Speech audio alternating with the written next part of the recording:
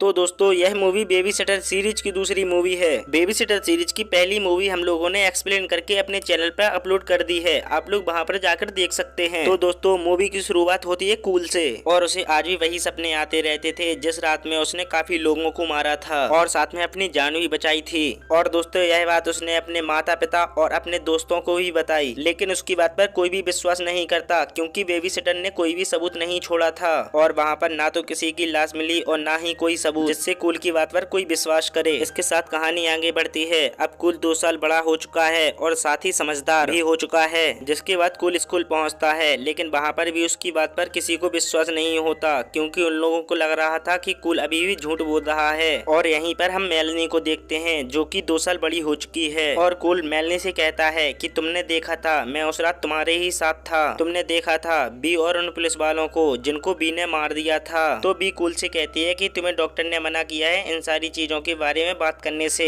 और इसके अलावा उस रात हम लोगों ने किस भी किया था, तुम्हें उसके बारे में भी सोचना चाहिए। और तभी मेलनी के कुछ दोस्त आ जाते हैं जो कि होते हैं जिमी, डिएगो और बूम बूम, जो कि कूल को बिल्कुल भी पसंद नहीं करते। जिसके बाद वो सभी क्लास में पहुंचते हैं जहाँ पर एक टीचर पढ़ा रही होती है। वहाँ पर एक लड़की आती है जिसका नाम होता है फेवी। टीचर उसका इंट्रोडक्शन कराते हुए कहती है इनका नाम है फेवी, जे हमारे स्कूल में गार्डन एंजल प्रोग्राम से आई हुई हैं, जहाँ से एक समझदार और काबिल स्टूडेंट को चुना जाता है जिसे दोबारा से सोसाइटी में लाया जाता है। और प्रिंसिपल फीवी से कहती हैं कि तुम अपने बारे में कुछ इन बच्चों को बताओ। फीवी कहती है कि मैं कहना तो नहीं चाहती कि मैं काफी दिन लेट हूँ और पहले तो मुझे अपने फ्यूचर को लेकर टेंशन हो रही थी, लेकिन अब तुम बच्चों को देखकर मुझे अपने फ्यूचर के बारे में एक पॉजिटिव फीलिंग आ रही है। और वो जोर से चिल्लाती है। जिसके बाद सीन शिफ्ट होता है कूल के घर वालों की तरफ, जो कि कूल की हालत को लेकर काफी ज्यादा परेशान हैं क्योंकि कूल ने इन 2 सालों में उन लोगों को काफी ज्यादा परेशान किया है। साथ ही उस कहानी के बारे में बताया है जिस पर किसी को विश्वास नहीं है, यहाँ तक कि उसके घर वालों को भी उसकी बात पर विश्वास नहीं है। उन्हें लगता है कि ये सब वह दिमाग में सोचता रहता है, इसीलिए वो लोग उसे अगले दिन एक पागलों के स्कूल में भेजने वाले होते हैं ताकि वो वहाँ पर पहुँचकर ठीक हो सके। तभी वहीं पर कूल आ जाता है और उसकी मॉम उससे कहती है कि तुम यहाँ से जाओ अपने रूम में, और वो रूम में पहुंचकर वीडियो कॉल करता है मेलनी को। वो लोग डिस्कशन कर रहे होते हैं एक गेम के बारे में, और तभी वहाँ पर आ जाते हैं कूल के फादर। तो उन्हें लगता है कि ये दोनों रिलेशनशिप में हैं और आपस में अपनी पर्सनल बातें कर रहे होंगे। और कूल के हाथ में होती है एक लोशन की बोतल, और इसीलिए कूल के फादर को लगता है कि ये लोग ऑनलाइन ही शुरू होने वाले हैं। जिसके बाद कूल अपना लैपटॉप बंद कर देता है। तो कूल के फादर उससे कहते हैं कि हम जानते हैं कि तुम ज्यादा परेशान हो, लेकिन तुम्हें अपने दिमाग को हल्का रखना पड़ेगा, साथ ही शांत रहना होगा, लेकिन तुम उसके बारे में सोचो ही मत जो हुआ ही नहीं है। तो कूल कहता है कि आप ही ने सिखाया कि हमेशा सच बोलो और आप आज मुझे झूठ बोलने के लिए कह रहे हैं। तो उसके फादर उसे सोने के लिए कहते हैं, और अगले दिन जब वो जागता है और स्कूल जा रहा होता है तो वह नीचे पेपर्स को देखता है जो कि होते हैं पागल बच्चों के स्कूल के। उसे पता लगता है कि उसके घर वाले पागल बच्चों के स्कूल में भेजना चाहते हैं उसे, और सीधा पहुंचता है वो अपने स्कूल में जहां मेलनी को वो सब कुछ बता देता है। तो मेलनी उससे कहती है कि यह स्कूल और तुम्हारे घर वाले तुम्हें पागल बना देंगे, अगर तुम चाहो तो तुम हमारे साथ एक वीकेंड लीग पर चल सकते हो जहां हम सभी जा रहे हैं। वहां पर हम लोग काफी मस्ती करेंगे और वहां पर हमें कोई भी टेंशन नहीं होगी। और वो पिल्स लेता है कि उसे ज्यादा टेंशन ना हो। तो मेलनी उसे बताती है कि सब लोग यहाँ पर कुछ ना कुछ जरूर लेते हैं। मेलनी उसे हर बच्चे के बारे में बताती है कि हर स्टूडेंट यहाँ पर क्या क्या लेता है अपनी टेंशन और परेशानियों को दूर करने के लिए। तभी वहीं पर हम फीवी को देखते हैं, लेकिन मेलनी को फीवी के बारे में कुछ भी पता नहीं होता। वो कूल को बताती है कि मुझे इसके बारे में बस इतना ही पता है कि इसने अपने घर वालों को मार दिया था। और जब फीवी अपने लॉकर में देखती है तो उसे एक बनी दिखाई देता है, और यहाँ से सभी लोग जा पहुँचते हैं अपनी क्लास में। और क्लास की छुट्टी होने के बाद उनके टीचर कहते हैं कूल से प्रिंसिपल रूम में तुम्हारे घर वाले आए हुए हैं, तुम्हें वहाँ पर जाना चाहिए। तो मेलनी कहती है कूल से कि अब तुम पर डिसाइड करता है कि तुम किसको चुनना चाहोगे, हमारे साथ या उस सड़े से स्कूल में। जिसके बाद कूल का जी घबराने लगता है और वो चारों तरफ देखता है। फाइनली वो यह डिसाइड करता है कि वो जाएगा मेलनी के साथ, और स्कूल को छोड़कर पहुंचता है सीधा मेलनी की कार में। और उसी कार में आ जाते हैं जिमी, डिएगो और बूम बूम। और वहाँ पर कूल के घर वालों को कूल नहीं मिलता, इसलिए वो सीधा जा पहुँचते हैं मेलनी के फादर के पास। उन्हें लगता है कि कूल मेलनी के साथ ही होगा, लेकिन मेलनी के फादर कहते हैं कि मेलनी तो यहाँ पर है ही नहीं, साथ ही उसकी कार गायब है, यानी कि मेलनी अपने पिता की कार लेकर गई है। वो सभी ले की तरफ जाते हुए रुकते हैं एक शॉप के पास जहाँ से वो लोग कुछ सामान खरीदते हैं। तो मेलनी और कूल वहाँ पर बातें करने लगते हैं। तो कूल मेलनी से कहता है कि तुम जिमी के साथ ही ठीक हो क्योंकि वो तुम्हें पसंद करता है। तो मेलनी कहती है कि ऐसा कुछ भी नहीं है, तुम्हें ज्यादा सोचने की जरूरत नहीं है, और वो वहाँ से चली जाती है। वहीं शॉप के वर्कर उससे कहती है, अबे घोंचू, वो तुझे पसंद करती है, उस घोंचू को नहीं। और वो शॉप वर्कर उसे एक पैकेट प्रोटेक्शन देती है। फाइनली वो लोग जा पहुँचते हैं लेक के पास। वहाँ पर सभी लोग मस्ती कर रहे होते हैं, लेकिन वहीं पर हम फीवी को देखते हैं जो कि वहाँ पर घूमने के लिए आई होती है। इतने सारे लोगों को देखकर कुल अजीब सा फील करने लगता है। उसे लगता है कि उसे यहाँ पर नहीं आना चाहिए था, इसीलिए वो मेलनी से कहता है कि मुझे यहाँ पर नहीं आना चाहिए था, मुझे तो उस पागलों के स्कूल में भेज देना चाहिए था, क्योंकि ये लोग यहाँ पर मस्ती कर रहे हैं, ये लोग नॉर्मल हैं और मैं नॉर्मल नहीं हूँ। तो मेलनी उससे कहती है कि तुम नॉर्मल हो, तुम एकदम ठीक हो,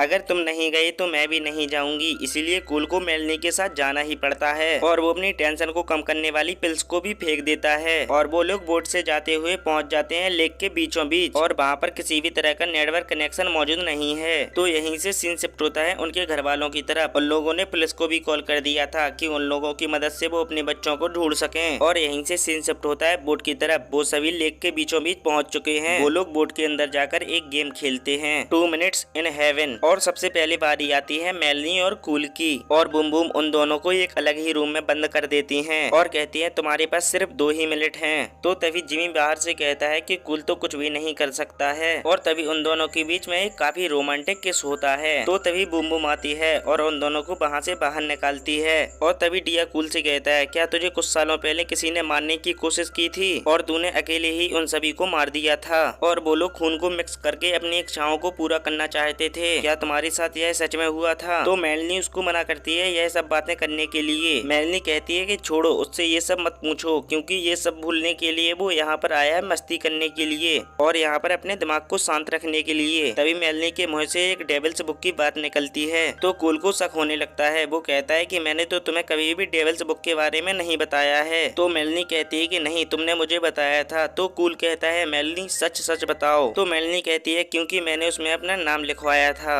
और तभी वो बूम बूम का गला काट देती है। और ये सब देखकर तो कूल की हालत खराब हो जाती है, क्योंकि वो सीन अपनी जिंदगी में वो दोबारा देख रहा था। तो मेलनी उससे कहती है कि मैं भी अपनी इच्छाओं को पूरा करना चाहती हूँ। तो कूल समझ जाता है कि ये लोग भी उसी का एक हिस्सा हैं, जिसमें बलि के चढ़ाए गए इंसान का खून और इनोसेंट वर्जन लड़की के खून को मिलाकर उसका रिचुअल कंप्लीट करके उस खून को पीने से तुम्हारी सारी इच्छाएं पूरी हो जाती हैं। और जैसे ही कूल वहाँ से भागने की कोशिश करता है तो वहाँ पर मैक्स आ जाता है, जो कि पिछली मूवी में मारा गया था। वहाँ पर मैक्स ही नहीं, जॉन, एलिसन, सोनिया भी वहाँ पर आ जाते हैं, जो कि सभी लोग मारे गए थे। तो कूल कहता है कि मैंने तुम सभी को मरते हुए देखा था, तुम लोग यहाँ पर जिंदा कैसे खड़े हो? तो मैक्स कहता है, हम लोगों को 2 साल बाद एक रात मिली है अपना रिचुअल कंप्लीट करने के लिए, वरना हम लोगों को 2 साल दोबारा भटकना पड़ेगा। कूल को सबसे ज्यादा दुख होता है मेलनी का, क्योंकि उसने उसको धोखा दिया है। जिसके बाद कूल वहाँ से एक हथियार उठा लेता है और कहता है कि अगर तुम लोग मेरे सामने आए तो मैं तुम्हें मार दूंगा। और तभी वहीं पर आ जाती है फीवी। उसे लगता है कि ये सभी वहीं पर एक गेम खेल रहे हैं। वो यहाँ पर आई होती है तेल लेने के लिए, क्योंकि उसकी बोट का तेल खत्म हो चुका था। और तभी कूल वहाँ पर मौका पाकर भाग निकलता है और भागते हुए पहुँचता है फीवी के पास, लेकिन उसका पीछा करके मैक्स वहाँ पर आ जाता है। वो एक एरो फेंक के मारता है। वो लगता है फीवी की पेट्रोल की टंकी में, जिससे उस टंकी में से पेट्रोल लीक होने लगता है और उनकी गाड़ी बढ़ जाती है। वो दोनों काफी दूर जाकर रुकते हैं। जिसके बाद डेविल्ट कल के सभी लोग वहाँ पर आते हैं और देखते हैं कि कूल वहाँ पर मौजूद नहीं है। और वो यहाँ पर फीवी को समझा रहा था कि उसके साथ आखिर क्या हो रहा है। वो उसे बताता है कि ये सभी डेविल्ट कल्ट से हैं। डेविल्ट को आत्मा देने के बदले हमें जो चाहे हमें वो मिल सकता है। और तभी मेलनी देखती है कि पानी के ऊपर पेट्रोल की एक लंबी लाइन बन चुकी है और वो उसमें आग लगा देती है। आग पहुंचती है फीवी की बोट के पास और फीवी की बोट ब्लास्ट हो जाती है, जिससे उन लोगों को पता चल जाता है कि कूल और फीवी कहाँ पर हैं और वो लोग उसी आग को फॉलो करने लगते हैं। तभी फीवी कूल को वहीं पर छोड़कर चली जाती है और वो अंधेरे से भरे हुए जगह में एक आदमी को देखती है जो कि आग जलाकर बैठा हुआ था। जिसके बाद फीवी वहाँ पर पहुँचती है और उस आदमी से कहती है कि मैं थोड़ी देर यहाँ पर बैठना चाहती हूँ। वो आदमी कहता है ठीक है बैठ जाओ। वो आदमी कहता है कि मेरी बीवी यहाँ से थोड़ी दूरी पर लकड़ी लेने के लिए गई है, वो कुछ टाइम बाद यहाँ पर आ जाएगी। वो आदमी कहता है कि मेरी बीवी आज से 10 साल पहले यहाँ से गई थी और वो फीवी को पकड़ लेता है जहाँ पर नीचे बैठा होता है कूल। तो वो उसके सूलेस को आपस में बांध देता है और कहता है कि मैं भी इस पार्टी में शामिल होना चाहता हूँ। और वो दोनों उसे चकमा देकर वहाँ से भागने लगते हैं। लेकिन तभी वहाँ पर आ जाती है सोनिया और उसकी स्टोरी में हमें दिखाया जाता है कि वो काफी अच्छी पार्लर बन चुकी है, लेकिन उसे वहाँ पर लाई थी बी। दोस्तों आगे की स्टोरी नेक्स्ट पार्ट में होगी।